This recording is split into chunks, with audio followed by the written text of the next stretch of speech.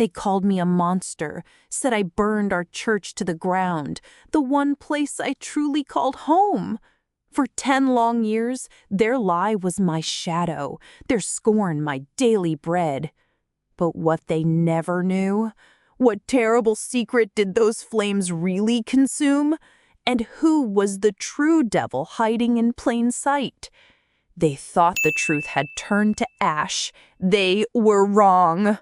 Before the whispers started, before the flames licked the night sky, my life in Havenwood was content. It was a small town, the kind where everyone knew your name, and often your business. But for me, Amelia Vance, a widow getting on in years, it was home. My house, with its unruly but beloved rose garden, was my sanctuary, and the Havenwood Community Church was its heart. I wasn't just a parishioner, I was woven into its fabric. My late husband, Robert, had helped lay the foundation stones, and my hands had tended its gardens, polished its pews, and baked more casseroles for its potlucks than I could count. My days had a rhythm. Mornings spent with my roses, their thorns a familiar, gentle prick against my worn gardening gloves. Afternoons often found me at the church, perhaps helping organize the library or arranging flowers for the Sunday service. Evenings were quiet, filled with books and memories. My son, Mark, lived in the city now, busy with his own life. We didn't talk as often as I wished, but the love was there, a steady, if distant hum beneath the surface of my days. My reputation, I thought, was as solid as the church's old oak doors, the kind, quiet widow, always ready with a helping hand or a listening ear. The church was more than stone and glass. It was the town's living room, its confessional, its celebration hall. It held our births, our marriages, our goodbyes. It was where I felt closest to Robert, and where I felt the pulse of the community I loved. So when Deacon Samuel Blackwood arrived, young, energetic, and full of ideas, most of us saw him as a breath of fresh air. He had a way with words, a charisma that drew people in. He praised my roses, complimented my dedication, and made me feel valued, even as he began subtly reshaping things, bringing in new members and ideas. I'll admit, I sometimes felt a little left behind. Some of his changes, like replacing the old beloved hymn books with modern projections, felt jarring. We had a brief polite disagreement about it, nothing more than a ripple on a calm pond. Or so I thought.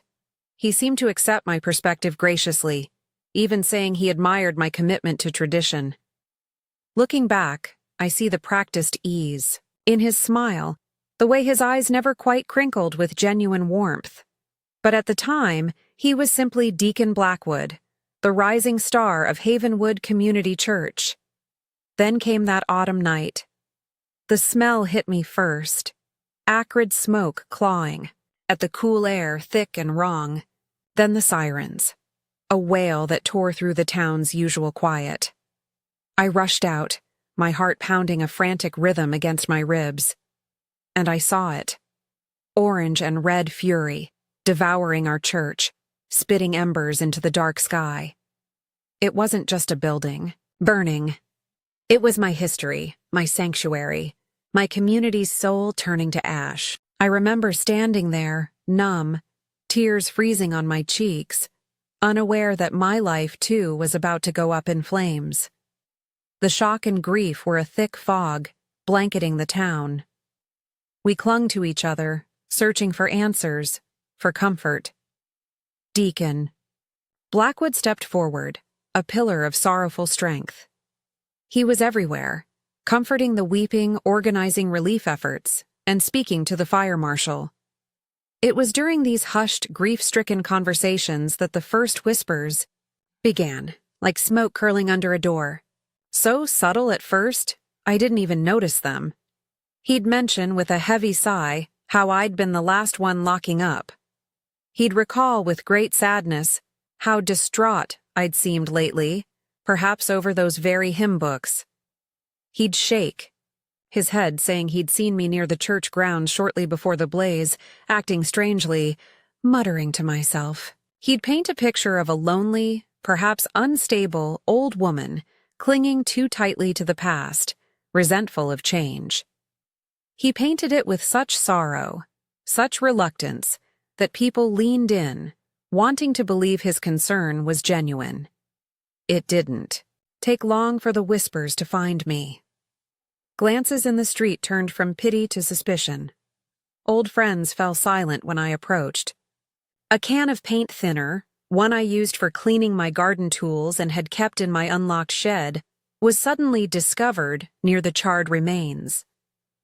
It was Deacon Blackwood who identified it, his voice trembling with manufactured horror as he pointed the finger.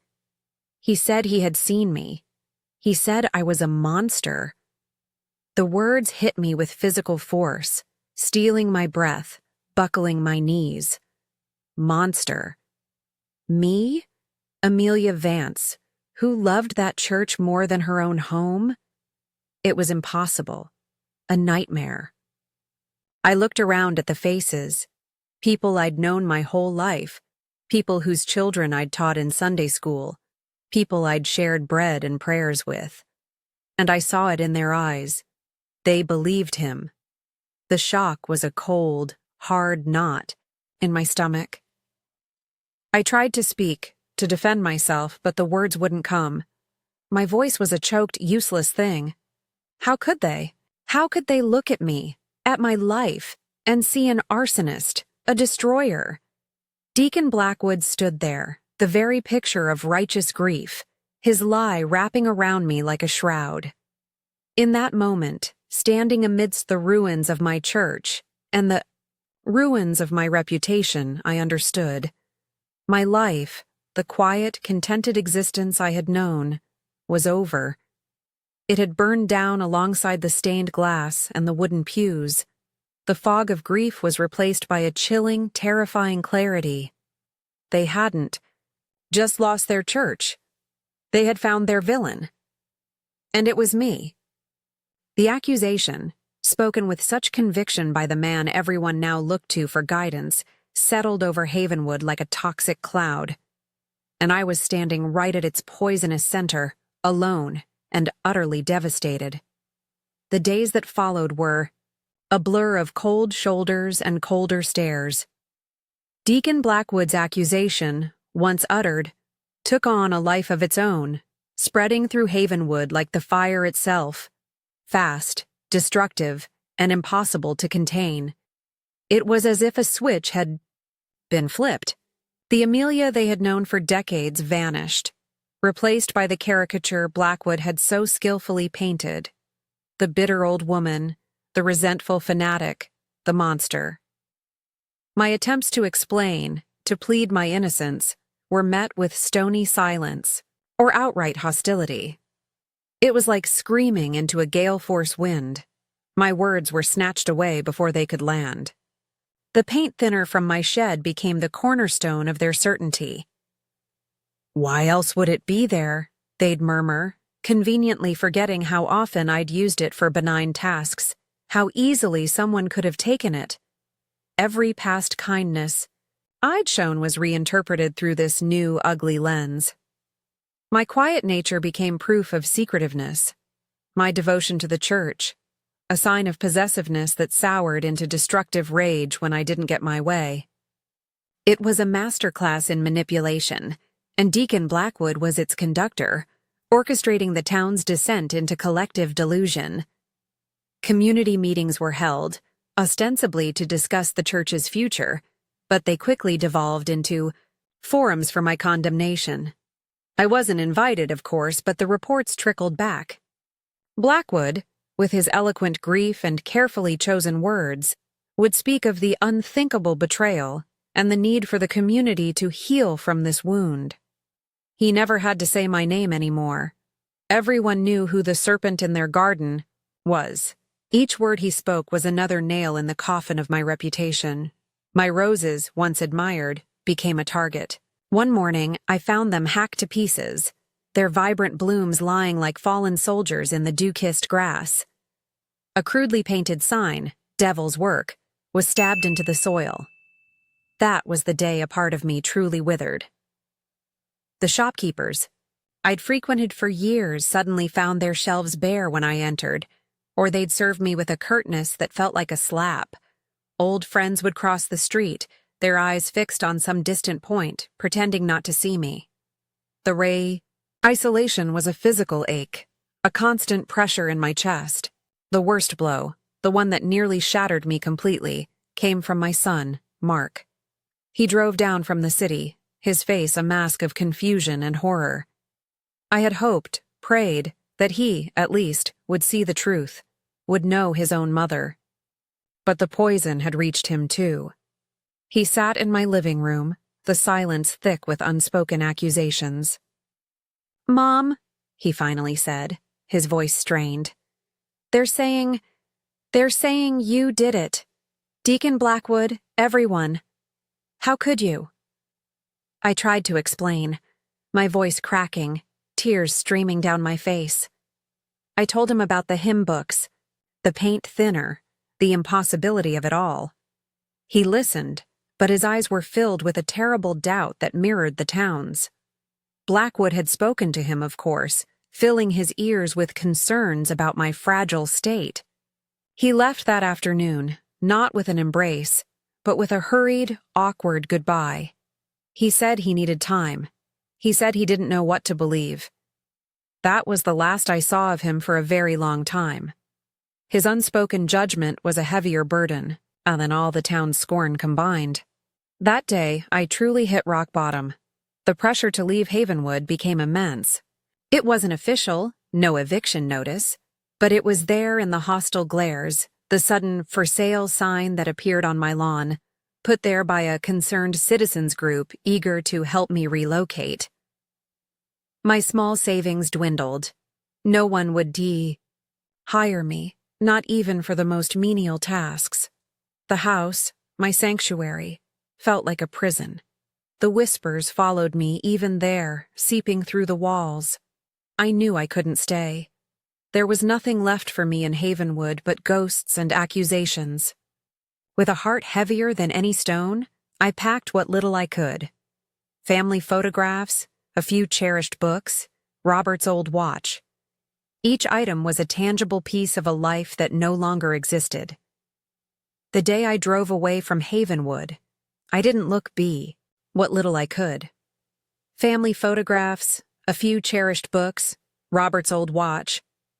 Each item was a tangible piece of a life that no longer existed. The day I drove away from Havenwood, I didn't look back. There was no point. The town I had loved, the community I had served, had cast me out, branded me a monster. My name was mud, my spirit bruised almost beyond recognition. I found a small, run-down apartment on the outskirts of Oakhaven, the next town over. It was anonymous, bleak, and a world away from my sun-dappled garden. The loneliness was a constant companion, a gnawing emptiness that no amount of tea or reading could fill. My faith, once so strong, felt like a distant memory, a casualty of the fire and the lies that followed. I was adrift, a pariah, living under the crushing weight of an accusation I couldn't escape. The shame was a cloak I wore constantly. Even in Oakhaven, where no one knew my story, I felt their eyes on me, imagined their judgment. I jumped at shadows, flinched at raised voices.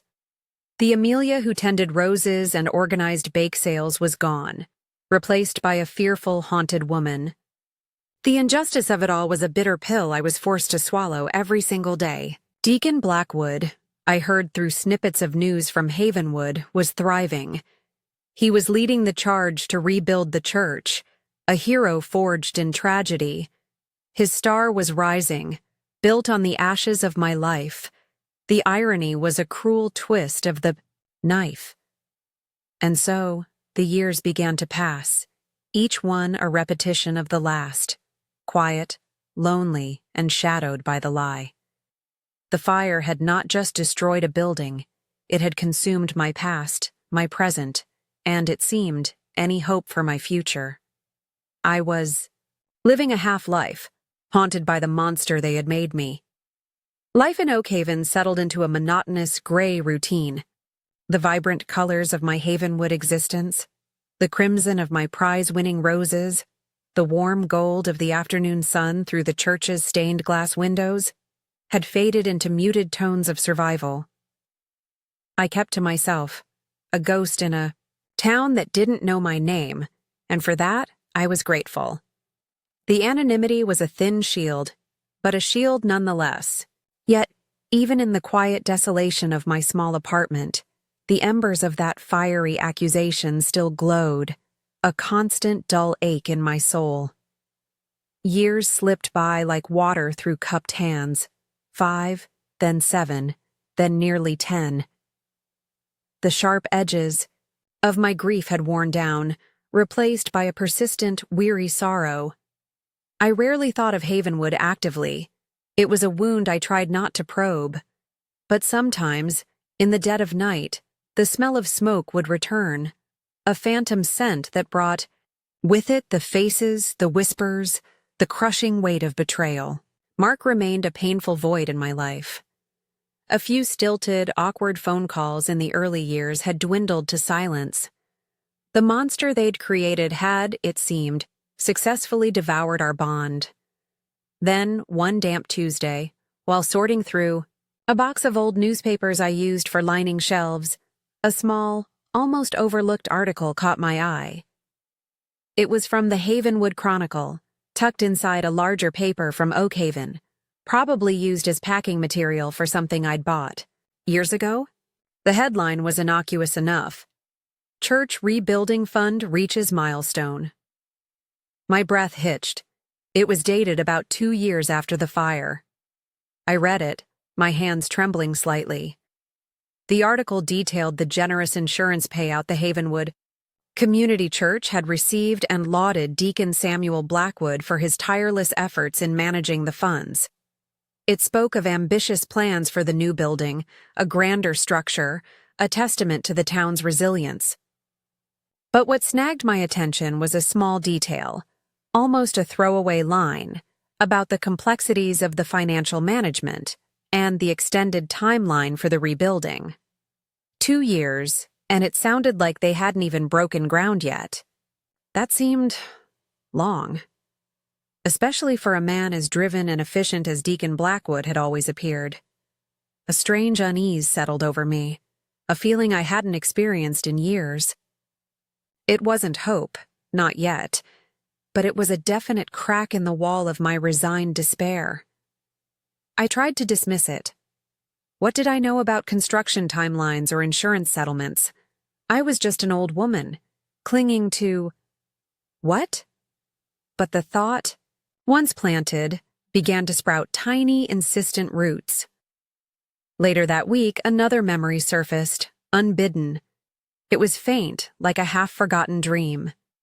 Months before the fire, Deacon Blackwood had approached me after a service. He'd been asking questions, seemingly casual, about the church's old infrastructure. I'd been tending the small memorial garden near the oldest part of the building. He'd specifically inquired about the wiring. "Just curious, Amelia," he'd said with that smooth smile. "This old section must have some ancient conduits. Wouldn't want any unexpected issues." At the time, I'd thought nothing of it, perhaps, even appreciated his foresight. Now, viewed through the lens of the newspaper article and the years of my exile, it felt odd. Why would he be so interested in the old wiring of a section that wasn't even heavily used, unless he was contemplating its vulnerability, or perhaps its flammability? The thought was disquieting, a sliver of ice sliding down my spine. These were just fragments, wisps of memory and conjecture. They were not proof of anything, certainly not enough to challenge the mountain of certainty that had crushed me. And a part of me, the part that had learned to survive by staying small and silent, recoiled from the implications.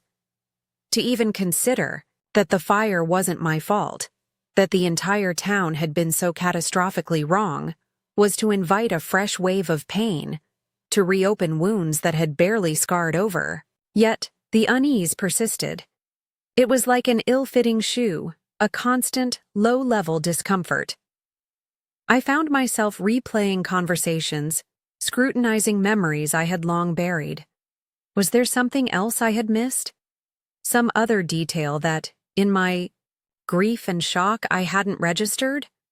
The official story, the one that had condemned me, had always felt wrong, a coarse, ill-fitting garment. But I had worn it for so long, I'd almost forgotten what it felt like to imagine anything else. The Havenwood Chronicle article, yellowed and creased, sat on my small kitchen table for days. I'd pick it up, read it, then put it down again. Deacon Blackwood's smiling face, pictured alongside the chairman of the rebuilding committee, seemed to mock me from the page. He looked so confident, so righteous. The town's hero. This wasn't a sudden revelation, no bolt from the blue. It was a slow dawning, like the first pale light of a reluctant sunrise. The foundation of my guilt, so painstakingly constructed by others and so passively accepted by me in my despair, showed its first hairline crack. It was almost imperceptible, but it was there. A tiny, terrifying, and yet undeniably present flicker of doubt about the story everyone, including myself, had come to believe. I didn't know what it meant or where it might lead. The idea of uncovering anything, of fighting back after all these years, seemed preposterous, the fantasy of a lonely, broken woman. But the crack was there, and try as I might, I couldn't quite ignore the faint light seeping through. The monster they said I was, the one I had almost become in my own mind, stirred, not with malice, but with a flicker of something else. Something that felt dangerously like a question. The small seed of doubt, once planted, refused to be ignored. It was a persistent whisper in the quiet of my Oak Haven apartment, a counter-narrative to the loud accusations that had defined my life for a decade. I tried to push it away, to retreat into the familiar numbness that had been my shield. To hope, after so much despair, felt like a dangerous vulnerability, like offering up my heart for a second breaking. Yet, the image of Deacon Blackwood's confident smile in that old newspaper, juxtaposed with the memory of his oddly specific questions about the church's wiring, kept replaying in my mind. Life continued its monotonous rhythm, but something had shifted within me. The gray landscape of my existence now held a single, unsettling point of focus. I found myself paying more attention to snippets of news from Havenwood, scarce as they were in Oak Haven. Most of it was mundane, local politics, school events. But occasionally, the church rebuilding project would be mentioned, always with Deacon Blackwood at the forefront, praised for his perseverance. Each mention was like a small stone dropped into a still pond, sending ripples of unease through me. Then, one crisp autumn morning, 10 years almost to the day since the fire, I saw it. An advertisement on a local community website, shared from a Havenwood page. Havenwood Community Church Grand Rededication Ceremony. Join us as we celebrate a new beginning. There was a picture of the new church, a modern, somewhat sterile structure, nothing like the warm, historic building I remembered. And beneath it, a prominent photo of Deacon Samuel Blackwood, his hair now flecked with distinguished gray, his smile as beatific as ever. He was to be the keynote speaker, the man of the hour, the town's savior. Seeing that invitation, so open, so celebratory, felt like a personal affront. All those years I had lived in the shadows, a pariah, while he had been building not just a church, but a monument to his own perceived virtue, all on the foundation of my ruin. The injustice of it, which had simmered for so long as a dull ache, suddenly flared into a sharp, hot anger. It wasn't a vengeful rage, not yet, but a profound, undeniable sense of wrongness that resonated deep in my bones. I stared at the screen, my heart hammering against my ribs. He would stand there, in front of the whole town, perhaps even my son, Mark, if he chose to attend, and accept their adulation. He would speak of resilience, of faith, of overcoming adversity, while the true adversity, the one he had inflicted upon me, remained buried, a footnote in their triumphant story. The thought of him doing so, unchecked, unchallenged, became unbearable. This was the moment. The point of no return.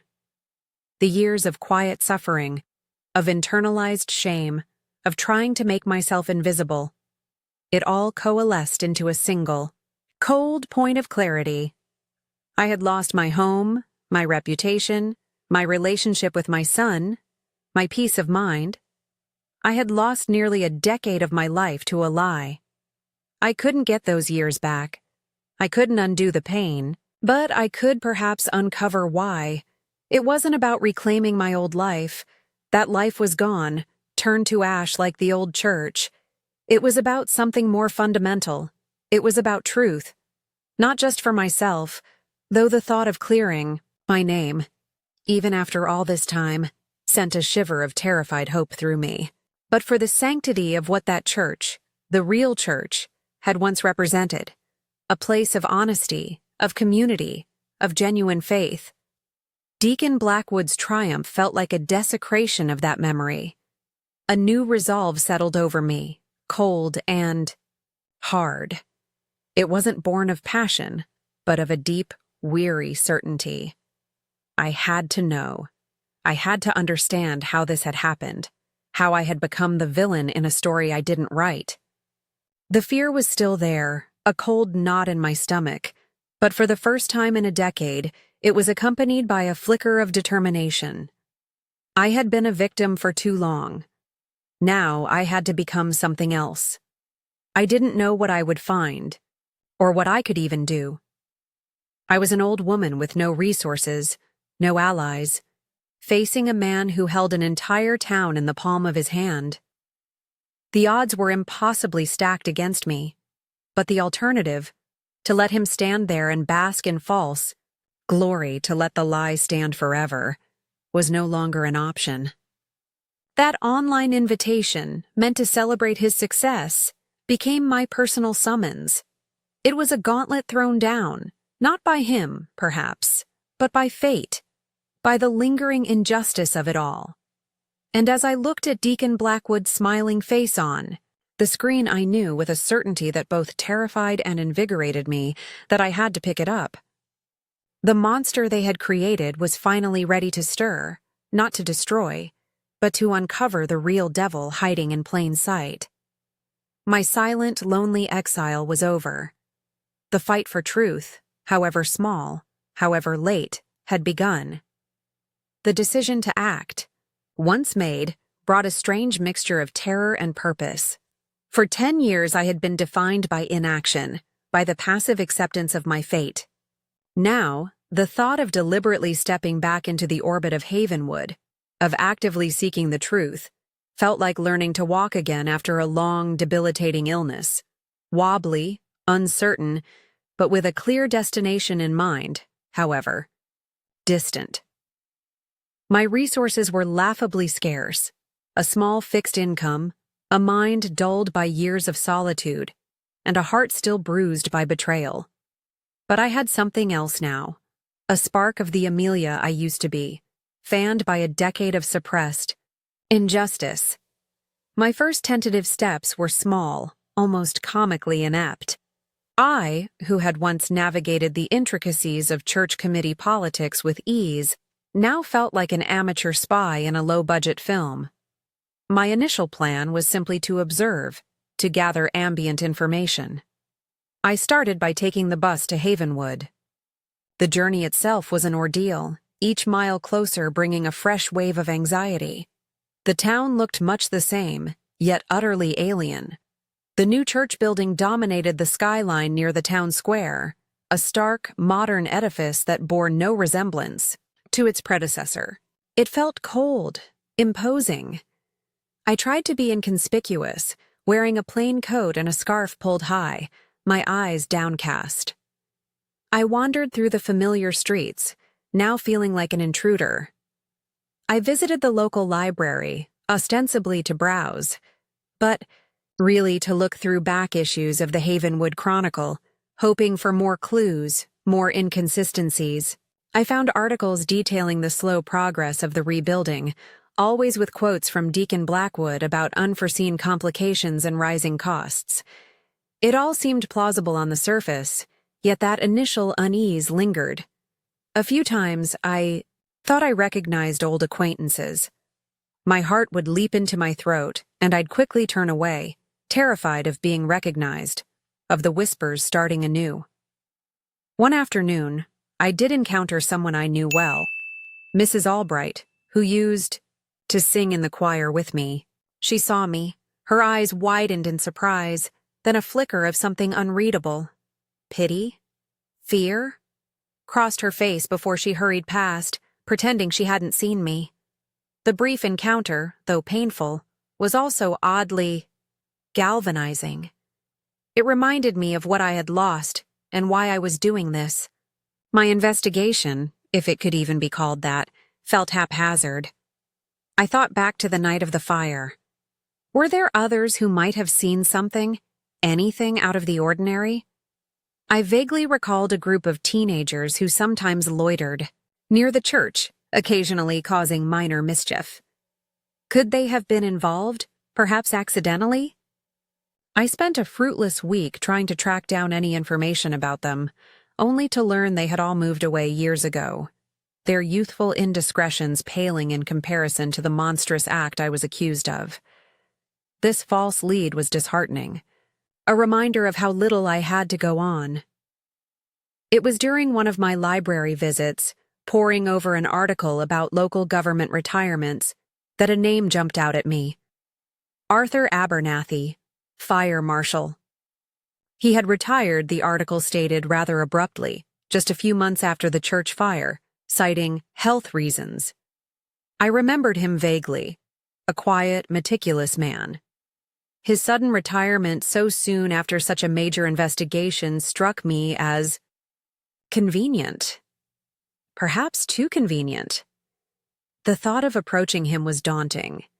What if he, too, believed I was guilty? What if he slammed the door in my face?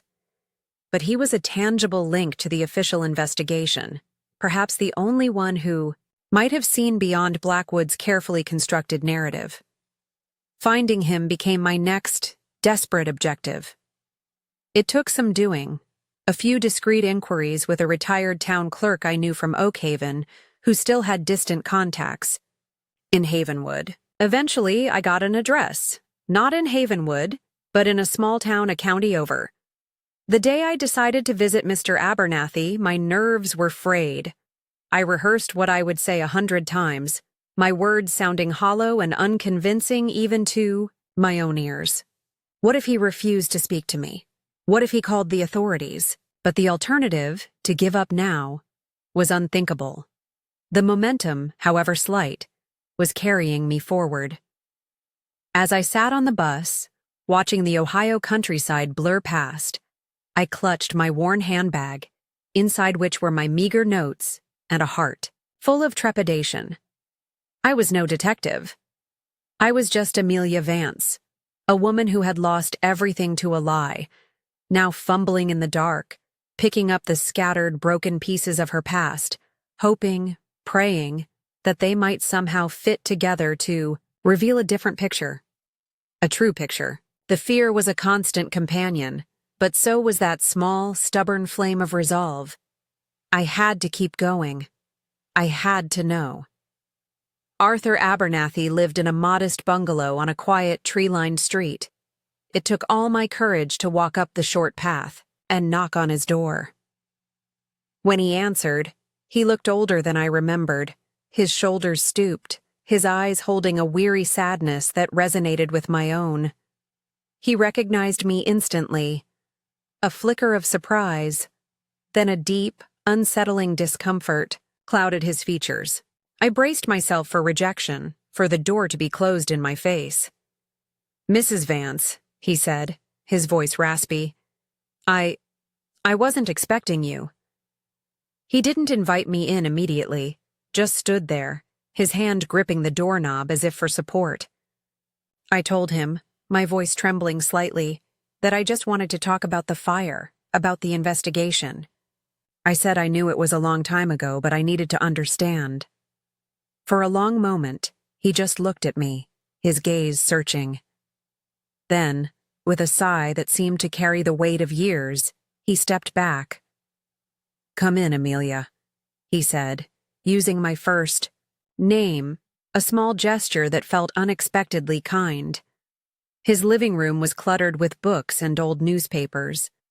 He offered me tea, his hands shaking as he poured. We sat in an awkward silence for a while before I found the courage to speak. I didn't accuse, I didn't demand. I simply laid out my lingering questions, the inconsistencies that had been gnawing at me, the oddity of Deacon Blackwood's early interest in the church's wiring. I spoke of the paint thinner, how easily it could have been taken. I spoke of my life shattered by an accusation I knew in my soul was false. Mr. Abernathy listened, his eyes downcast, stirring his tea endlessly. When I finally fell silent, exhausted by my own words, he looked up, and I saw a profound guilt in his gaze. "I knew it," he whispered, so faintly I almost didn't hear him. I suspected. There were things that didn't add up. He confessed that my rapid condemnation had always bothered him. He said the evidence against me, particularly the placement of the paint thinner, had felt staged, too convenient. He told me he had voiced some of these initial doubts. Subtle inconsistencies he'd found at the scene that hinted at a more professional accelerant than simple paint thinner, but he'd been met with immense pressure from several influential town figures, people who were close to Deacon Blackwood. They'd urged him to close the case, quickly, to give the town peace, to focus on the obvious suspect. Blackwood himself, Abernathy recalled, had been particularly persuasive, emphasizing my erratic behavior and resentment. He admitted, his voice heavy with shame, that he had buckled under that pressure. His health reasons for retirement had been a polite fiction. The truth was, he couldn't live with the compromise he'd made. This confession, though validating, was also deeply painful. To know that someone in authority had suspected, had seen the cracks in the story, yet had done nothing, was another layer of betrayal. But Abernathy's guilt now seemed to be his catalyst. He went to a locked filing cabinet in the corner and pulled out a thin, worn folder. "These are my original notes," he said, his hand trembling as he passed it to me. "The ones I kept for myself. They were never officially submitted." My heart pounded as I opened it. Inside were sketches of the fire scene, notes on burn patterns, and crucially, a section where Abernathy had documented his initial assessment of the accelerant, questioning whether paint thinner alone could have caused such a rapid, intense blaze in that specific area. He'd also noted that the fire seemed to have originated near the old vestry, the very room where the church's financial records were stored. This was the catalyst, the key that unlocked the door I'd been fumbling at. Abernathy, seeing the direction of my thoughts, then added something else. He said he'd heard whispers even before the fire about irregularities in the church's finances. Nothing concrete, just hushed concerns from a junior member of the finance committee, who had since moved away.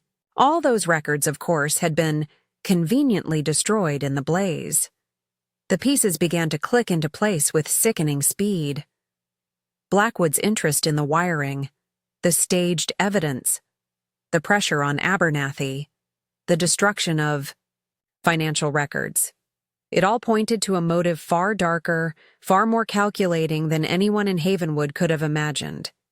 With Abernathy's notes as a starting point, I knew what I had to look for next. It wasn't easy. Public records aren't always straightforward, especially for someone like me, unversed in such matters. But armed with this new, horrifying suspicion, I spent weeks in the Oak Haven Library, then the County Records Office, learning how to search for property deeds, liens, and court judgments. It was slow, painstaking work. And then I found it. A series of liens filed against Samuel Blackwood's properties, not just in Havenwood but in neighboring counties, all dating from the year leading up to the fire. Significant debts, gambling, losses that had been quietly settled shortly after the church received its substantial insurance payout. There were also records of large, unexplained cash deposits into his accounts in the months following the fire. The full monstrous truth hit me with the force of a physical blow. Deacon Samuel Blackwood, the town's hero, its moral compass, hadn't just framed me. He had, in all likelihood, burned down the Havenwood Community Church himself. He'd done. To destroy evidence of his embezzlement, to collect the insurance money to cover his massive gambling debts. And he'd used me, Amelia Vance, his quiet, trusting parishioner, as the perfect, unsuspecting scapegoat. The man they called a savior was the devil. The monster they had hunted was, in fact, their shepherd. The betrayal was so profound, so complete, it left me breathless. The shock was quickly followed by a cold, righteous fury unlike anything I had ever experienced. He hadn't just destroyed my life. He had defiled everything that church, that community, had ever stood for. And he had gotten away with it for 10 long years. The revelation about Deacon Blackwood was a sickening weight in my stomach, a cold, hard knot of fury and betrayal. For days I could barely function. The sheer audacity of his crime, the calculated cruelty of his deception, was almost too much to bear. He hadn't just let me take the fall, he had meticulously engineered it. He had stood by, feigning grief, while my life was systematically dismantled.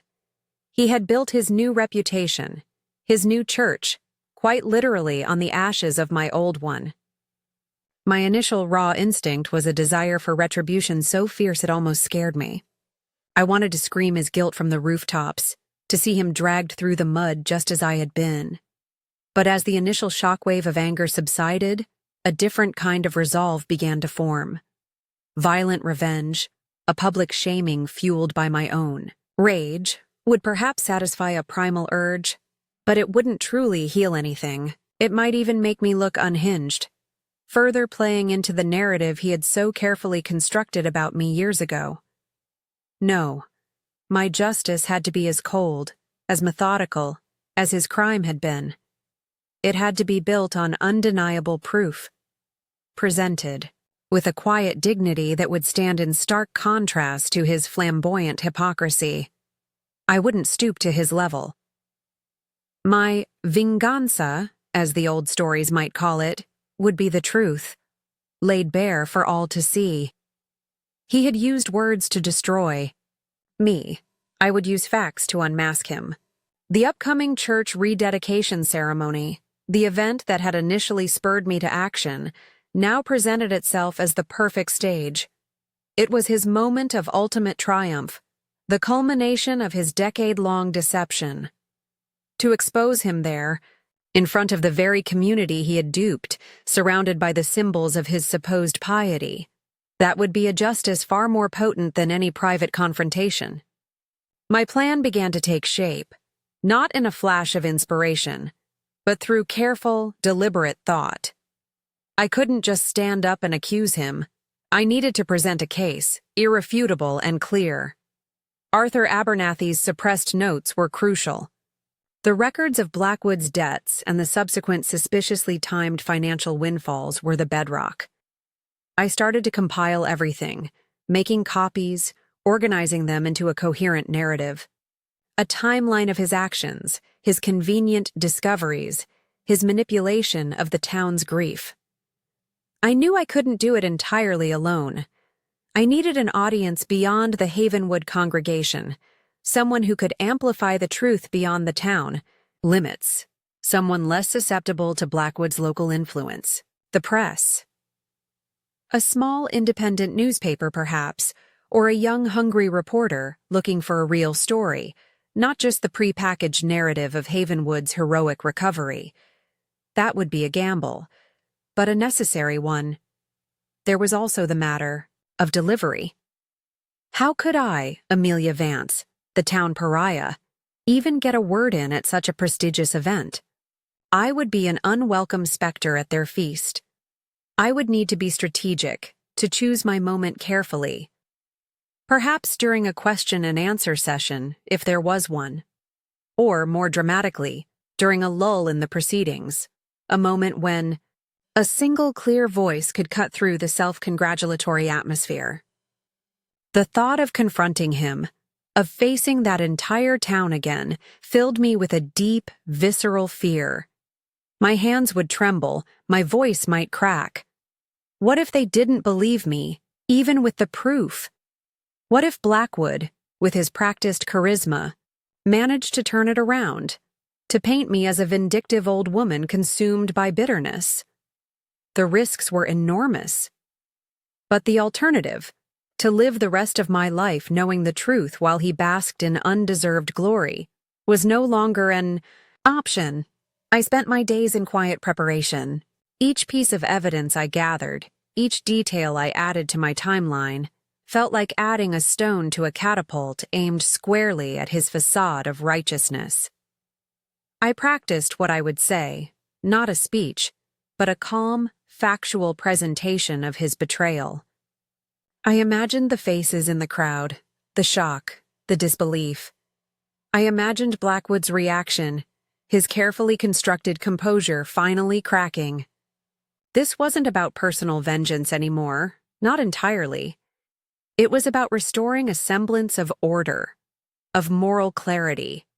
It was for every person who had ever been silenced by a lie, for every community that had been deceived by a wolf in shepherd's clothing. My small, quiet life had been shattered, but perhaps, in piecing together the truth of its destruction, I could help build something stronger in its place. A warning, a testament to the enduring power of truth, however long it takes, to surface. The blueprint for justice was laid. It was audacious, terrifying, and fraught with peril. But it was also righteous. I, Amelia Vance, the monster of Havenwood, was going to attend Deacon Blackwood's rededication ceremony, and I was going to bring the truth with me. The devil had been hiding in plain sight for far too long. It was time for his unmasking. The days leading up to the Havenwood Community Church rededication ceremony were a torment of anxiety and grim resolve. Sleep offered little escape, my nights filled with restless imaginings of the confrontation to come. Each morning, I would go over my carefully assembled folder of evidence, copies of Abernathy's notes, the damning financial records, the meticulously crafted timeline, as if the sheer act of touching the paper could imbue me with the courage I so desperately needed. My small apartment felt like a war room, and I, its sole aging general, preparing for a battle I was ill-equipped to fight, but morally bound to engage. One of my most critical preparations was contacting the press. I couldn't risk approaching the Havenwood Chronicle. Its loyalty would undoubtedly lie with the town's narrative and its hero, Deacon Blackwood. Instead, I researched regional papers, looking for younger journalists, perhaps less jaded, more inclined to investigate a story that went against the grain. I found one, David Miller, who had recently written a few pieces on small-town corruption in a neighboring county. His articles were tenacious, well-researched. He seemed like the right kind of gamble. I sent him an anonymous email, brief, cryptic, hinting at a significant untold story behind the Havenwood church fire and promising a dramatic revelation at the rededication ceremony. I gave no names, just enough to pique a journalist's curiosity. I didn't know if he would dismiss it as a crank message or if his reporter's instinct would compel him to attend. It was a shot in the dark, but a necessary one. If I was going to unmask Blackwood, the world outside Havenwood needed to hear it too. The morning of the ceremony dawned gray and overcast, mirroring the turmoil in my soul. I dressed simply, in a modest dark dress, the kind of attire that would make me blend into the background, or so I hoped. My hands trembled as I pinned up. My hair, the face staring back at me from the mirror, was pale, lined with worry. But there was a glint of determination in my eyes that hadn't been there for a decade. I was Amelia Vance, and I was going to reclaim my truth. The bus ride to Havenwood was the longest of my life. With each familiar landmark that passed, my heart beat a little faster. Stepping off the bus onto Havenwood soil felt like stepping onto a battlefield. The town square was already bustling. Banners celebrating the new church flapped in the autumn breeze. People were dressed in their Sunday best, an air of festive anticipation all around. For them, it was a day of triumph. For me, it was a day of reckoning. I saw the new church, gleaming and modern, a stark contrast to the warm, inviting building it had replaced. Ushers, wearing bright smiles and prominent name tags, greeted attendees at the entrance. I slipped in among a group of people, my head down, trying to make myself as small as possible. Inside, the church was packed. The air hummed with excited chatter. I found a seat near the back, my palms sweating, my folder clutched tightly in my lap. Deacon Blackwood was already there near the altar, surrounded by admiring community leaders. He looked every bit the charismatic savior, shaking hands, accepting congratulations, his voice smooth and reassuring as he spoke to those around him. Watching him, so confident, so utterly without a hint of guilt, fueled the cold fire of my resolve. How could a man live such a profound lie with such ease? The ceremony began with hymns and prayers. Speaker after speaker lauded Deacon Blackwood's dedication, his vision, his unwavering faith in the face of tragedy. Each word of praise felt like a fresh stab of injustice. I scanned the crowd, searching for a sign of David Miller, the reporter. I didn't see anyone who looked like they might be press, and a wave of despair washed over me. Had my anonymous tip been ignored? Was I truly alone in this? Then, just as Deacon Blackwood was preparing to give his keynote address, the moment of near failure arrived. He was surveying the congregation, his gaze sweeping across the pews, when his eyes locked onto mine. For a fraction of a second, his benevolent smile faltered. A flicker of something, recognition, annoyance, crossed his face. He leaned over and whispered something to one of the ushers, a burly young man who immediately began to make his way down the aisle towards me. My heart leaped into my throat. This was it. He was going to have me thrown out before I could utter a single word. The usher was getting closer, his expression stern. I braced myself, my mind racing. All my careful planning, all my hoarded courage, about to be for nothing. Just as the usher reached my pew, a man in the row in front of me stood up. He was young, with a notepad in his hand. "Excuse me," he said, his voice clear and professional, addressing the usher. "I'm David Miller, with the Regional Clarion. Is there a problem here? Why is this lady being singled out?"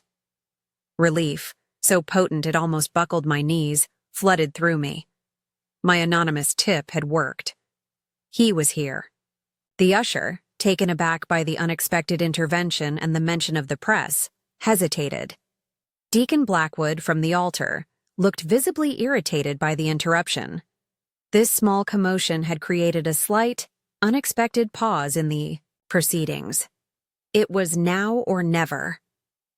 My tightrope walk had just become infinitely more precarious, but the presence of a reporter gave me the slimmest of fighting chances. The usher faltered, clearly unsure how to proceed with a reporter suddenly involved. Deacon Blackwood, from his vantage point at the altar, shot a sharp, almost imperceptible glare in my direction, then quickly smoothed his features back into a mask of benign concern. He couldn't afford a public scene, not now, not with a journalist watching. This brief, tense standoff created an opening, a crack in the carefully orchestrated facade of the ceremony. I knew, with a surge of adrenaline that momentarily eclipsed my fear, that this was my only chance. Taking a deep, shaky breath, I stood up. My legs felt like lead, but I forced them to hold me.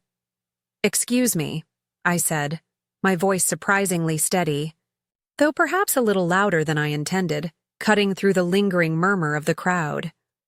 All eyes turned towards me, a sea of curious, surprised, and, from some, hostile faces.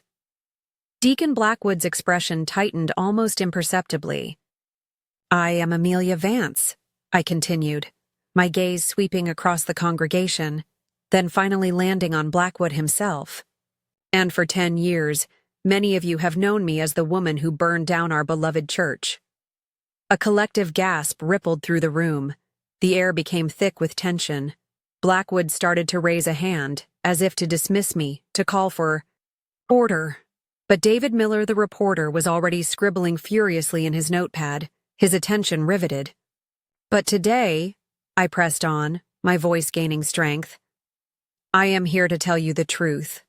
A truth that has been buried for far too long, buried under lies and deceit, buried alongside the financial records of this church that conveniently perished in the flames."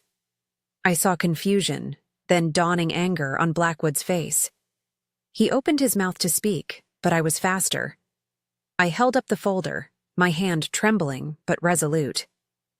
"I have here evidence that points not to a grieving, unstable old woman, but to a calculated act of arson and embezzlement, orchestrated by the very man you are here to honor today."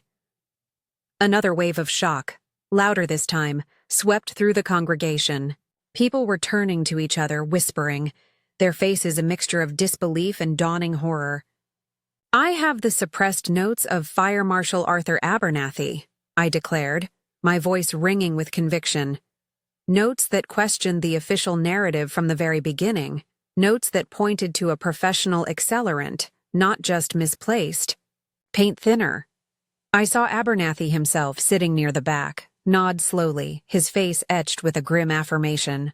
"And I have financial records," I continued, my eyes fixed on Blackwood, who now looked pale, his charismatic composure beginning to fray at the edges. Records showing Deacon Samuel Blackwood burdened by significant gambling debts in the year leading up to the fire. Debts that miraculously vanished shortly after the church received its substantial insurance payout. Payouts he managed. Records of his embezzlement conveniently destroyed by the fire he himself likely set. I didn't shout. I didn't accuse with hysteria. I simply laid out the facts one by one, my voice a steady, damning indictment. The silence in the church was absolute, a heavy, suffocating blanket broken only by my words and the frantic scratching of David Miller's pen. I saw a few prominent town members, those who had been Blackwood's staunchest supporters, exchanging uneasy glances.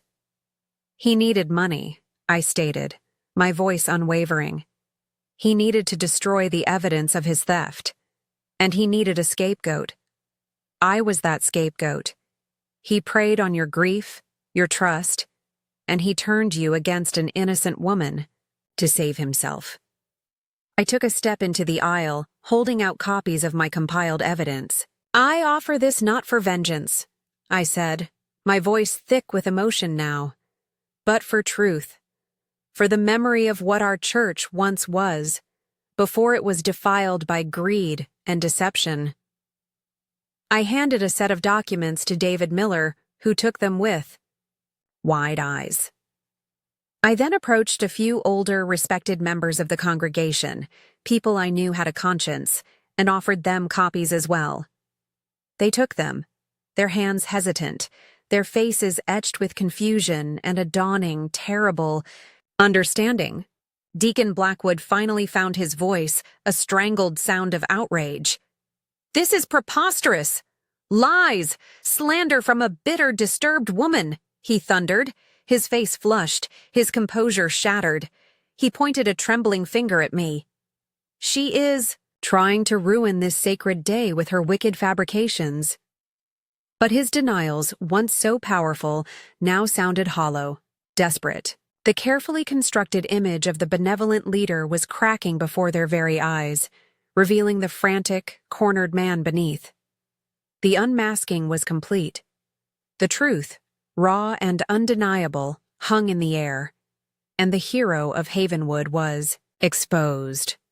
Blackwood's furious denials echoed through the stunned silence of the church, but they lacked their old conviction. His voice, usually so smooth and persuasive, was laced with a tremor of panic. He looked less like a righteous leader under attack and more like a caught animal, thrashing in a trap. The congregation, moments before united in celebration, was now a fractured landscape of disbelief, confusion, and dawning horror. My words, backed by the stark authority of the documents I'd distributed, had shattered their comfortable reality. David Miller, the reporter, was the first to break the spell. He stepped forward, his voice calm but insistent. "Deacon Blackwood," he said, holding up the papers I'd given him. "These are serious allegations, supported by what appears to be documented evidence. Would you care to address Mr. Abernathy's original fire scene notes, or perhaps these financial records detailing your debts and subsequent windfalls?" He wasn't accusing. He was doing his job, asking the hard questions that no one in Havenwood had dared to ask for a decade. Blackwood sputtered, attempting to wave away the questions, to regain control. "This is a private matter, a church matter. This woman is delusional." But his bluster was ineffective. The seed of doubt I had planted had taken root, and it was growing rapidly. Then, another voice cut through the tension, quavering but clear. It was Mrs. Gable, a quiet woman who had lived down the street from the old church. Her face was pale, her hands clasped tightly in her lap. I saw him," she said, her voice barely above a whisper, yet it carried in the charged silence. All eyes turned to her. "The night of the fire. I couldn't sleep. I saw Deacon Blackwood's car, parked, down the lane behind the old vestry. It was very late. I told the police at the time, but they didn't seem to listen. He said, I must have been mistaken." Her gaze found mine, a look of profound, tearful apology. A silent witness, finally finding her voice. Her words were like a hammer blow to Blackwood's crumbling defense. More murmurs erupted. Older members began to exchange knowing glances, perhaps recalling Blackwood's odd questions or his overly keen interest in the insurance policy details. The carefully woven tapestry of his lies was unraveling thread by thread. Suddenly, from the back of the church, a figure pushed forward. My heart constricted. It was Mark, my son. His face was ashen, his eyes wide with a mixture of shock and an emotion I couldn't quite decipher. He had come, after all. He had witnessed everything. He walked slowly down the aisle, not towards me, but towards the front, stopping a few feet from Deacon Blackwood. The entire church held its breath. "Deacon," Mark said, his voice hoarse, "all these years, my mother, did you really do this?" He wasn't accusatory, just profoundly, achingly bewildered. He looked at Blackwood, the man he had likely admired, the man who had probably offered him solace and explanations for his mother's supposed crime. Blackwood looked at Mark, perhaps seeing a potential ally, a lifeline. "Mark, my boy," he began, his voice regaining a fraction of its old manipulative smoothness. "You know your mother. She hasn't been well." But before he could continue, the church doors at the back opened, and 2 uniformed police officers stepped inside. They had likely been present for security at such a large public event, but David Miller, with a quick glance towards them, had evidently decided their presence was now more urgently required for another purpose. They began to walk slowly, deliberately, down the aisle. The sight of them seemed to drain the last bit of fight out of Blackwood. His shoulders slumped. His face, moments before flushed with outrage, was now a sickly gray. The shame in the room was palpable. People who had shunned me, whispered about me, condemned me, now couldn't meet my eyes. I saw tears on some faces, expressions of dawning guilt on others. The collective certainty that had been my prison for a decade had crumbled into a pile of uncomfortable truths. The hero they had lauded was a fraud, and the monster they had created was standing before them, quietly vindicated. Mark turned from Blackwood and finally looked at me. His eyes were filled with an unbearable agony, a universe of regret. He took a hesitant step towards me, then another. The police officers reached the front and began to speak quietly with Deacon Blackwood. His grand rededication ceremony had become the scene of his public disgrace. The fallout was just beginning, but for me, in that moment, watching the truth finally assert its power, a decade of suffocating weight began to lift from my shoulders. The immediate aftermath of the confrontation was a blur of hushed conversations, official-looking people taking statements, and the quiet, ignominious departure of Deacon Samuel Blackwood, escorted by the police. The grand rededication ceremony had imploded, leaving behind a stunned and shamed congregation.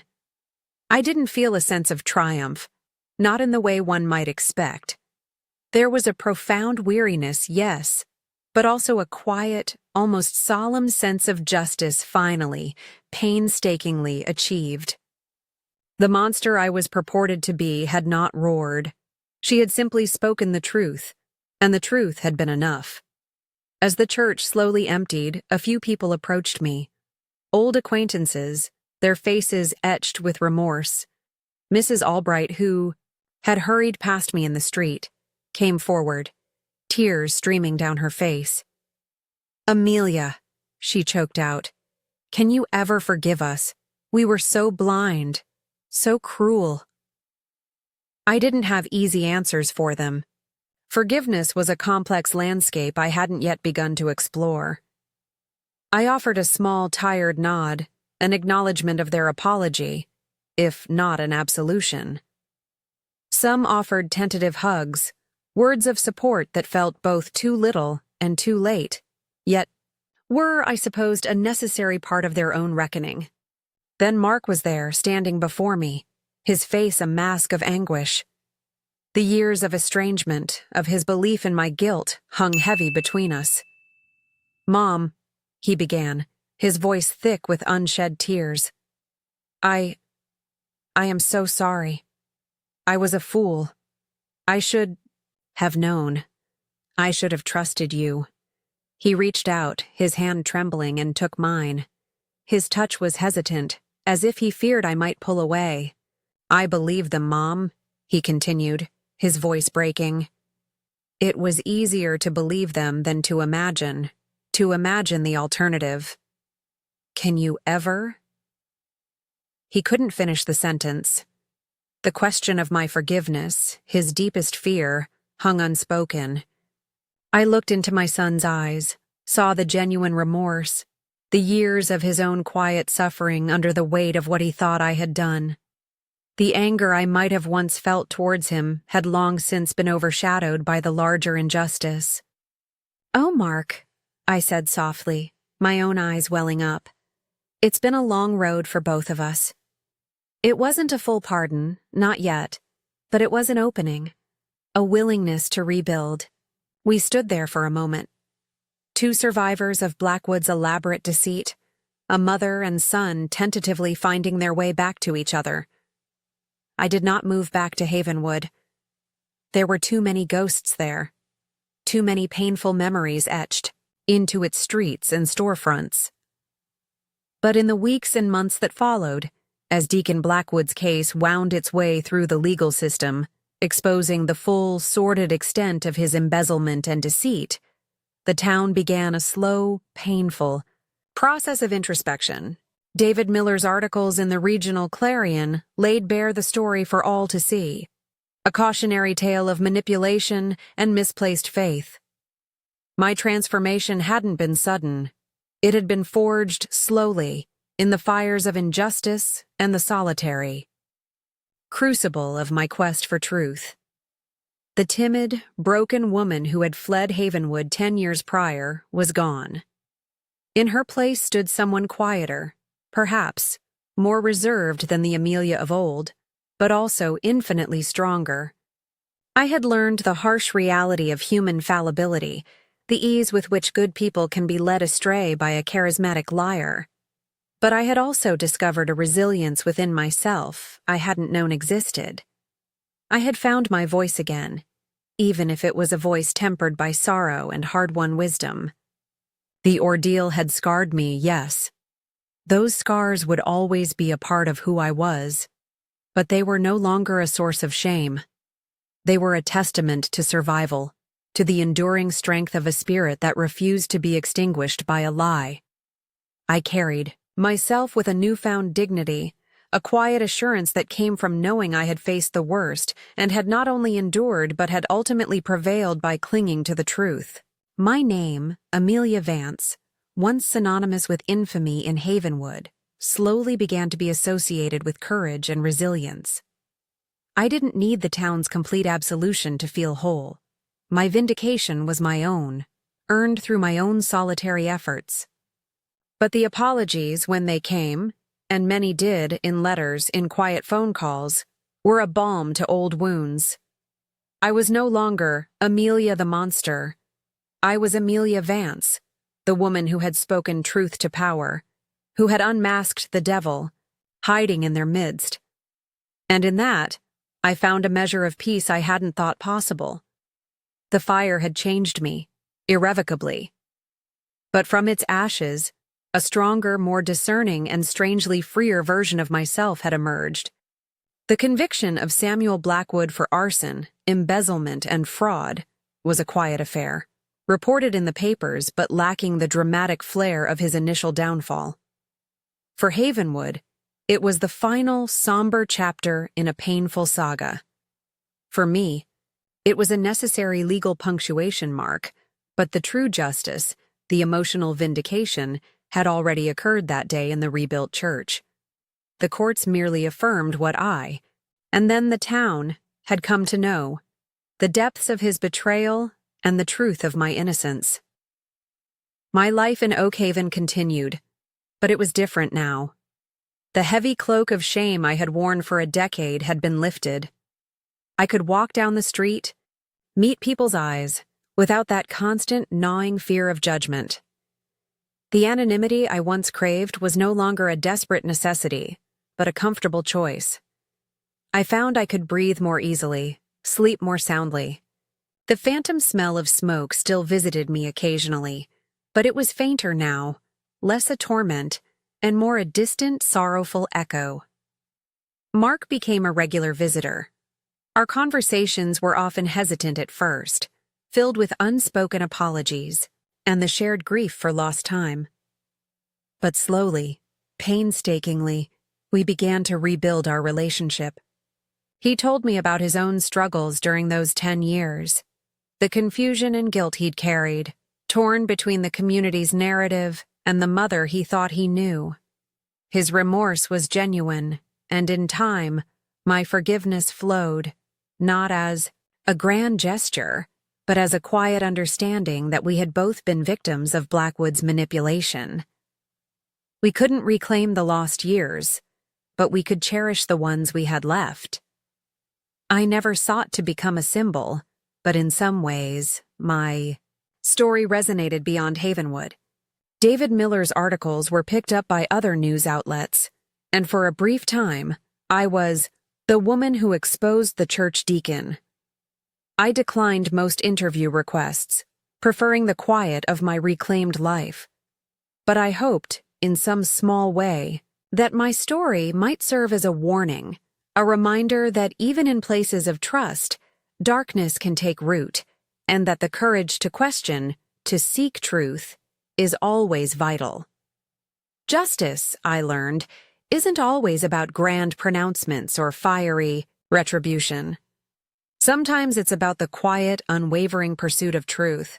It's about reclaiming your own narrative, your own peace, piece by painstaking piece.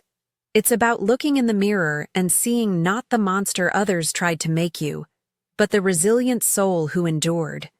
The satisfaction wasn't in Blackwood's downfall as much as it was deserved, but in my own quiet rising. I didn't magically become the cheerful, outgoing Amelia of old. 10 years of isolation and injustice leave their mark. There was a new gravity to me, a more discerning eye when it came to the pronouncements of charismatic figures. But the bitterness that had once threatened to consume me had largely dissipated, replaced by a hard-won serenity. I found solace in simple things: the warmth of the sun on my face, the tentative green shoots of spring, the rekindled laughter with my son. And I started a new rose garden.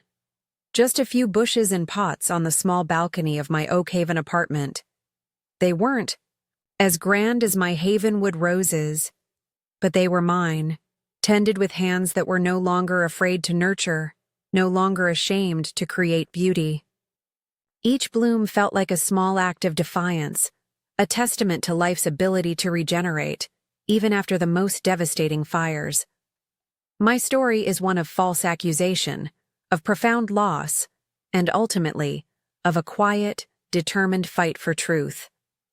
It's a reminder that even when the world tries to bury you under the weight of its lies, the human spirit, if it holds fast to what is right, can find its way back to the light. Forgiveness, for those who wronged me so profoundly, remains a journey, not a destination, and certainly not an obligation. But peace? Peace I have found. Not the unblemished peace of ignorance, but the resilient peace of one who has faced the darkness and chosen to seek and to speak her own truth. And that, I've discovered, is a dawn worth waiting for. What does true justice mean to you after hearing Amelia's journey? We invite you to subscribe for more stories that make you think.